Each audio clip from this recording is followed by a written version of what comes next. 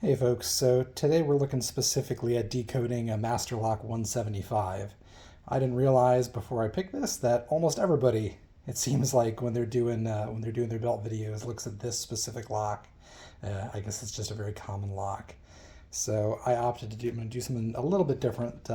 Instead of just kind of doing a walkthrough myself, I've got my very patient wife was willing to give me a little bit of time.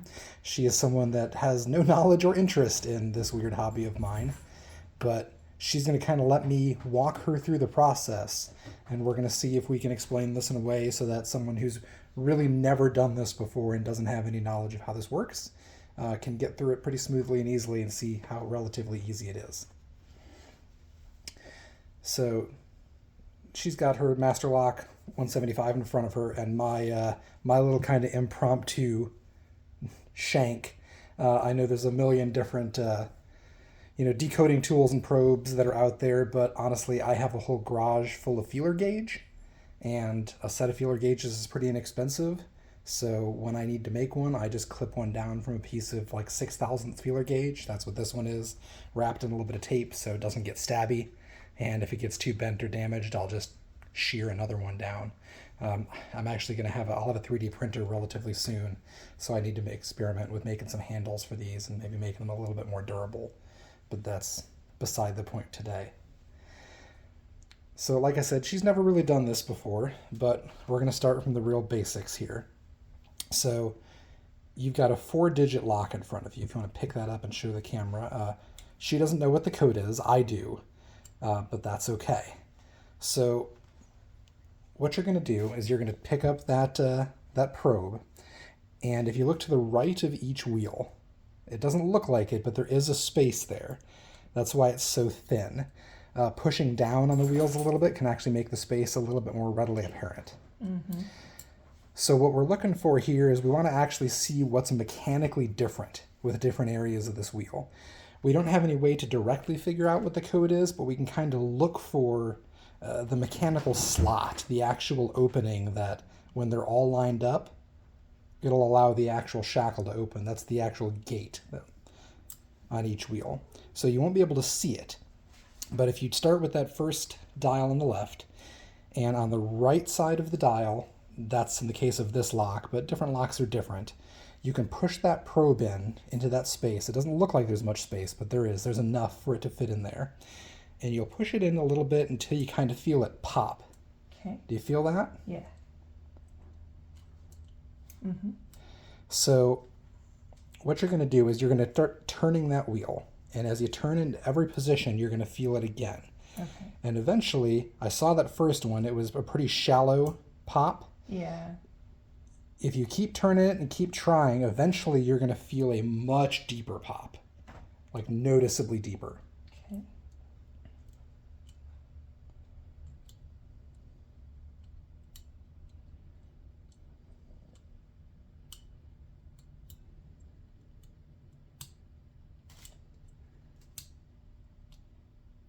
Does that feel deeper? Feels deeper. And what number is that on? 1. So every lock is a little bit different, but what I've noticed on this one is there may be a couple of false gates in this lock, which are slots that feel like openings and are there to kind of slow down the process or make it harder to kind of mechanically force the lock.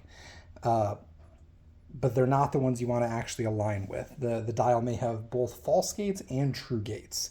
On this lock in particular, to me at least, it seems like the true gates are actually 2 digits wide. So as you're probing, you said it's on 1 right now? Yeah. And you felt a big opening? Mm-hmm. Well, you came from what, 2? Previous to this. Okay, so let's go ahead and rotate it to one more increment. Okay. And see if you still feel that big opening. Yeah. Okay, so that likely means that 1-0 space is kind of where your first gate is. Okay. Now, whether we're going to run with 1 or 0, it doesn't matter. The only thing we need to do is be consistent. Okay. So we found our 2 gate space there. It's between 1 and 0.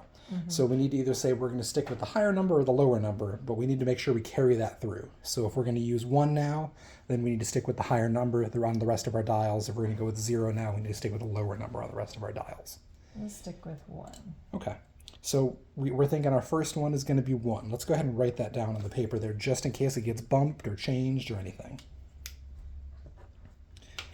Okay, now that we've got our 1, let's go ahead and move to dial number 2 and do the same thing. Okay. They're a little bit tougher, these interior dials. They're a little bit tougher to get the probe into, but it will fit. You may have to push down on it a little bit, but it looks like you're getting it in there okay. Yeah. And you'll feel like a definitive pop when it actually goes in. Yeah. Just let me know when you feel a bigger space.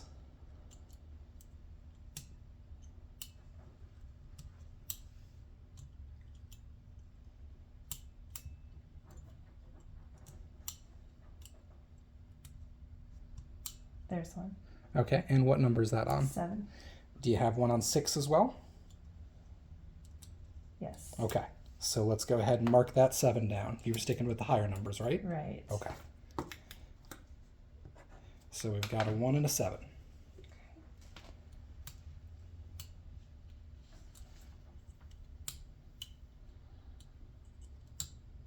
There's one on 3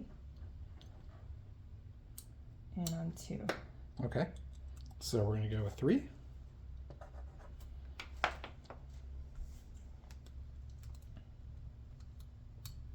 like that might be one.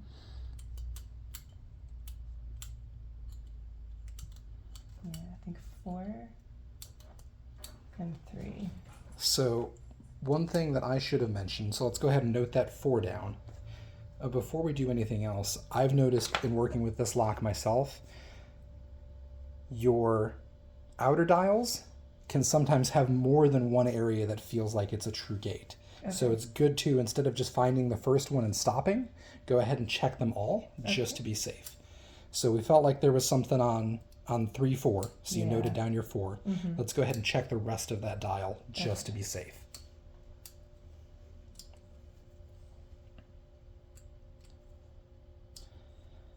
This methodology works on pretty much every lock of this style, but they all have their little idiosyncrasies.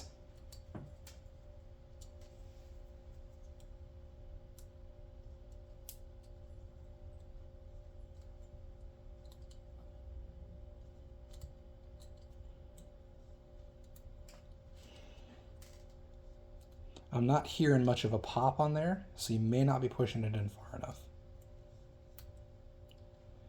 You should feel a noticeable kind of click. It kind of lost its curve a little bit. Does that matter? Can you turn it around in your hand? Flip it the other way? Like this? Mm-hmm. Okay. There you go. This is real thin, so the odds are good that it's not going to hold up a super long time. But it looks like you've made it back around to 4-3. Yeah. No other ones.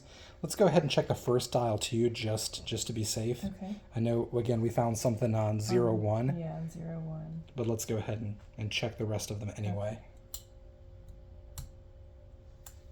Feels like 9 maybe? But not 8. So then that's no good.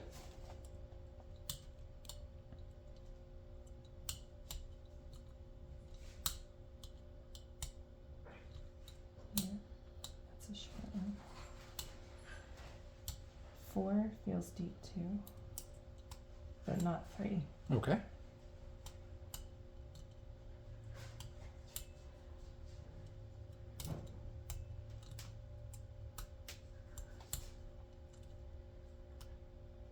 Now it feels like 0-9. I think I might have been wrong about the 1. Okay.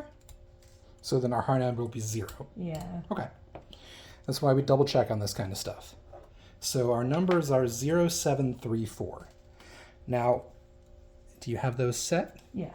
So you can tug on the shackle now, but it's almost certainly not going to open. Yeah. So at this point in time, you've got the gates lined up, but that doesn't necessarily mean the gates are in the right place for the shackle to open. Okay. So what you're going to do now is you're going to start incrementing every dial by 1. Okay. You want to make sure you go in the same direction. Yep. And then you'll try again. No dice? No dice. Same deal.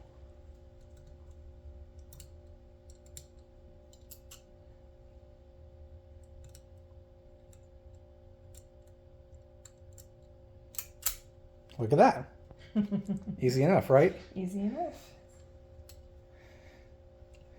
So yeah, that's the basics for this sort of lock. Like I said, anything that's this sort of style works the same, but they all have their own little idiosyncrasies. The gates may be differently spaced. Where you feel on the dial might have to be different. Sometimes you can do it just by tensioning the shackle, and you don't even have to have a probe.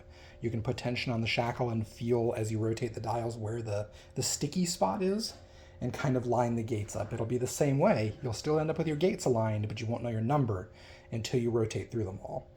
But yeah, so this kind of shows you right there, this type of lock.